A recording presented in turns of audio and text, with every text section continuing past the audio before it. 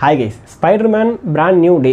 No way home release ஆகி கிட்டத்தட்ட 5 வருஷம் ஆச்சு. அதுக்கப்புறம் தான் ஒரு ஸ்பைடர்மேன் படம் வருது. நோ வே ஹோம் அப்படிங்கிறது எனக்கு பர்சனலாக ரொம்ப பிடிச்ச படம். அதுவும் ஸ்க்ரீனில் அந்த 3 ஸ்பைடர்மேன் வர சீன்ஸ்லாம் வந்து நான் இன்றைக்கி நினச்சாலுமே வந்து எனக்கு ஒரு எக்ஸைட்மெண்ட்டாக இருக்கும். ஏன்னா ஃபஸ்ட் டே தியேட்டரில் போய்ட்டு அந்த படம் பார்க்கும்போது 3 ஸ்பைடர்மேன் கண்டிப்பாக வருவாங்களா இல்லையா அப்படிங்கிற ஒரு ஆசிலேஷன் எல்லாருக்குள்ளேயுமே இருந்துச்சு. பட் உண்மையிலே வராங்க, அவங்களுக்குள்ளே பேசிக்கிறாங்க, அந்த சீன்ஸும் ரொம்ப சூப்பராக இருக்குது. அப்படிங்கும்போது ஆடியன்ஸ் எல்லாருக்குமே சரி, எனக்குமே சரி ரொம்ப ஒரு சாட்டிஸ்ஃபைங்கான ஃபிலிம் அப்படின்னு சொல்லுவேன். எண்ட் கேமுக்கு அப்புறம் ஒரு பயங்கர சாட்டிஸ்ஃபேக்ஷன் கொடுத்த ஒரு மார்வல் படம்னா அது வந்து நோ வே ஹோம் தான். ஸோ அதோட கண்டினியூஷனாக வந்திருக்க இந்த பிராண்ட் நியூ டே எப்படி இருக்குது அப்படின்ட்டு இந்த வீடியோவில் பார்க்கலாம். ஸோ நோ வே ஹோமோட எண்டிங்கில் ஸ்பைடர்மேன் தான் யார் அப்படிங்கிறது இந்த உலகத்தில் உள்ள எல்லா மனுஷங்கிட்டேருந்துமே வந்து அழிச்சிடுறாரு. அவர் ஐடென்டிட்டியை சுத்தமாக வந்து மறைச்சிடுறாரு, including his girlfriend. So இப்போது ஸ்பைடர்மேன் வந்து யார் அப்படிங்கிறது யாருக்குமே மக்களுக்கு தெரியாது. இந்த 5 வருஷ கேப்பில் அவர் வந்து நிறைய மக்களுக்கு வந்து உதவி பண்ணுறாரு, நிறைய வில்லன்களை வந்து அழிக்கிறாரு. அதுக்கப்புறம் இப்போ புதுசாக ஒரு வில்லன் வரான். அதே நேரம் ஸ்பைடர்மேன் உடம்புக்குள்ளேயுமே ஒரு சின்ன மாற்றம் அப்படிங்கிறது, ஒரு மியூட்டன்ட் அப்படிங்கிறது வந்து நடக்குது. ஸோ அதுக்கப்புறம் படத்தில் என்ன நடந்துச்சு அப்படிங்கிறது தான் இந்த பிராண்ட் நியூ டே. ஸோ இந்த படத்து மேலே ஒரு நல்ல எக்ஸ்பெக்டேஷன் வந்து செட் பண்ணி வச்சுருந்தாங்க படத்தோட டீம். அதுவும் முக்கியமாக அந்த ஓஜி ஹல்க் வரப்போகிறது, அந்த ஹேண்ட் டீம் கூட வந்து இவர் ஃபைட் பண்ணுறது, இவரோட மியூட்டன்ட் விஷயம் எல்லாத்தையுமே வந்து ட்ரெய்லரில் வந்து காட்டியிருந்தாங்க. ஸோ அதனாலே ஒரு பயங்கர எக்ஸ்பெக்டேஷன் வந்து இந்த படத்து மேலே இருந்துச்சு. பட் இந்த எக்ஸ்பெக்டேஷனை பூர்த்தி பண்ணுற அளவுக்கு இந்த படம் இருக்கா அப்படின்னா இல்லை, எனக்கு பர்சனலாக ஒர்க் ஆகலை அப்படின்றதான் சொல்லணும். அதையும் முக்கியமாக இவங்க வந்து ஒரு ஸ்பைடர்மேன் படம் அப்படிங்கும்போது எல்லாருமே ஒரு ஆக்ஷன் சீக்வன்ஸஸ் வந்து பயங்கரமாக எதிர்பார்ப்போம். அதுவும் ஹல்க் இருக்கார் படத்தில்.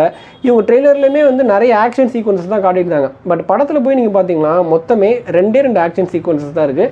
அது கூட பிரச்சனை இல்லை. அந்த 2 ஆக்ஷன் சீன்ஸ் இல்லாமல் படத்தோட முக்காவாசி சீன் பார்த்தீங்கன்னா ரொம்ப எமோஷ்னலாக, ரொம்ப ஸ்லோவாக, டாக்கேட்டிவாக தான் போயிட்டுருக்கு ரிப்பீட்டடாக. நோ வே ஹோமோட எண்டிங்கில் அவர் வந்து எல்லாரையும் மறக்கடிச்சிடுறாரு. அவரோட கேர்ள் ஃப்ரெண்டும் எல்லாத்தையும் மறந்துடுறாங்க. இப்போ அவர் வந்து சோகமாக இருக்கார், தனியாக வந்து ஸ்பைடர்மேனாக இருக்கார் அப்படின்னு 5 நிமிஷத்தில் காட்டின விஷயத்த இந்த படத்தை திரும்ப கிட்டத்தட்ட 1 மணி நேரத்துக்கு அதே தான் காட்டுறாங்க. படத்தோட ஃபஸ்ட்டு ஒரு 1 ஹவர் எடுத்துக்கிட்டிங்கன்னா இதே தான் ரிப்பீட்டேட்டிவாக போயிட்டுருக்கு. திருப்பி ஜெண்டாயாவை மீட் பண்ணுறாரு, அவருக்கு ஆல்ரெடி வேறு ஒரு ஆள் இருக்குது, ஸோ இவர் ஃபீல் பண்ணுறாரு அப்படின்ட்டு ஃபுல்லாகவே ஒரு எமோஷனல் டோனில் தான் போயிருந்துச்சு. நிறைய பேர் வந்து அந்த எமோஷனல் டோனுங்கிறது ரொம்ப ஃப்ரெஷ்ஷாக இருந்துச்சு, பிடிச்சிருக்கு அப்படின்னு சொல்லியிருந்தாங்க.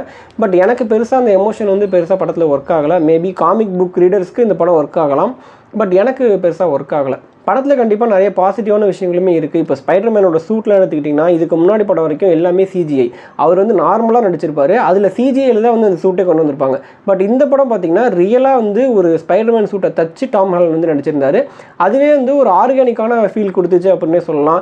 ஸ்பைடர்மேனோட ஸ்விங்கிங்காக இருக்கட்டும், ஏன்னா வந்து ஒரு அமேசிங் ஸ்பைடர்மேன் ஆகட்டும், இல்லை பழைய ஸ்பைடர்மேன் ஆகட்டும், எல்லா படத்துலையுமே வந்து நம்ம அந்த அவங்க ஸ்விங் பண்ணிட்டு போகிறது, அந்த ஊர் நியூயார்க் சிட்டிக்குள்ளே அப்படி வெப் விட்டு அவர் போகிறதுங்கிறத பார்க்கவே அவ்வளோ சூப்பராக இருக்கும்.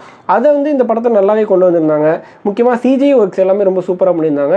அதுவும் நம்ம ஓஜி ஹல்க்கு, அந்த ரொம்ப நாள் கழிச்சு அந்த மஸ்குலரான அந்த ஹல்கை வந்து பார்க்குறதுக்கு ரொம்ப சூப்பராக இருந்துச்சு ஸ்க்ரீனில். பட் 5 நிமிஷம் தான் வராரு, பட் அது வேறு விஷயம். பட் பார்க்குறதுக்கு ரொம்ப சூப்பராக இருந்துச்சு அப்படின்னு சொல்லலாம். இந்த மாதிரி நிறைய பாசிட்டிவான விஷயங்களும் படத்தில் இருக்குது. டாம் ஹாலண்ட் ரொம்ப சூப்பராக நடிச்சிருக்காரு. ஏன்னா ஆல்ரெடி சொன்ன மாதிரி நிறைய எமோஷனல் சீக்வன்சஸ் இருக்குது அப்படிங்கிறதுனால அவரோட ஒரு ஆக்டிங்க்கு நல்லா தீனி போடுற படமாக இருந்துச்சு அப்படின்னு சொல்லலாம். அது இல்லாமல் பனிஷராக இருக்கட்டும், நெட்டாக இருக்கட்டும், எம்ஜே, அவங்க கேரக்டர்ஸ் எல்லாமே கொஞ்சம் நேரம் அங்கங்கே வந்துட்டு இருந்தாலுமே ஒரு நல்ல ரோல் தான். எதுவுமே வந்து சும்மா வந்தாங்க போனாங்க அப்படின்ட்டுலாம் இல்லை. பனிஷருக்குலாம் அவரோட அந்த காமெடி சீக்வன்ஸ் அங்கங்கே வருது, அதெல்லாமே நல்லாவே இருந்துச்சு. பட் என்ன பிரச்சனைனா இது எதுவுமே வந்து பத்தலை. ஏன்னா படத்தில் த ஹேண்ட் அப்படின்ட்டு ஒரு குங்ஃபு டீம் மாதிரி ஒரு டீம் ஒரு பக்கம் இருக்காங்க. நம்ம ஸ்பைடர்மேன் வேறு மியூட்டன்ட் ஆகி அவரோட உள்ள அந்த ஸ்பைடரோட மொத்த பவர் வந்து அன்லீஷ் ஆகுது. ஸோ அந்த மொத்த பவருமே அன்லீஷ் ஆனால் என்ன நடக்கும், அவர் எவ்வளோ ஸ்ட்ராங் ஆவார் அப்படிங்கிற விஷயத்தை வேறு அங்கங்கே வந்து டீஸ் பண்ணிட்டே இருக்காங்க. இன்னொரு பக்கம் நம்ம ஹல்க்கு, அதுவும் வந்து நார்மல் ஹல்காக இல்லாமல் அந்த ஓஜி ஹல்க், ஃபஸ்ட்டு ஹல்க்குனா வந்து எப்படி ஒரு மஸ்குலராக, எப்படி ஒரு மான்ஸ்டர் மாதிரி பிஹேவ் பண்ணுவார், அப்படிப்பட்ட ஒரு ஹல்க்கை வந்து படத்தில் வந்து காட்டுறாங்க. பட் எதையுமே வந்து படம் த்ரோ அவுட்டாக வந்து அவங்க யூஸ் பண்ணல ப்ராப்பராக அப்படின்னு தான் சொல்லுவேன்.